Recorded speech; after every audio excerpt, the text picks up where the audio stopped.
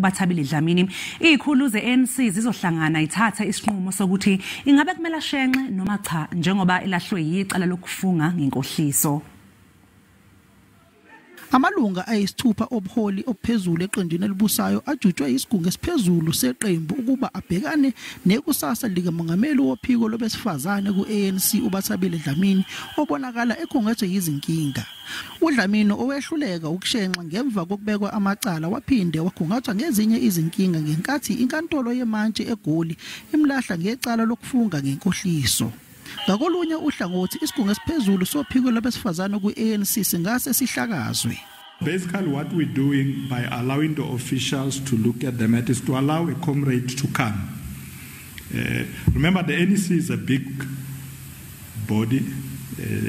I think we are supposed to be 86 plus the leaks. So there are some matters that I think should be handled differently. You can't send the NEC to a comrade, please explain yourself. So the NEC says, no, let the officials deal with the matter. So we are not delaying. If the president was around, we'd have met today to deal with the matter. So we're not treating Comrade Bathabile's case as special. I-ANC esifundazweni eMpumalanga nayo izoba nengqungquthela yesifundazwe kulempela sonto lapho kuzotholakala khona umuntu ozovala isikhala sika David Mabuza.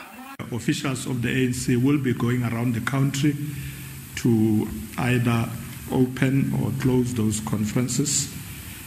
I will be visiting Mpumalanga myself on Friday to open that conference, and the president will close it on Sunday. Ikomiti elibhekele ukuqondiswa izigwego kwamalungu selincishisele amalungu esigungu esiphezulu ngaphakathi eqenjini ukuze lingabonakali ngokuthi lichemile nabathile. Ngingusamkele Maseko, izindaba ze SABC, ngibika ngiseGoli.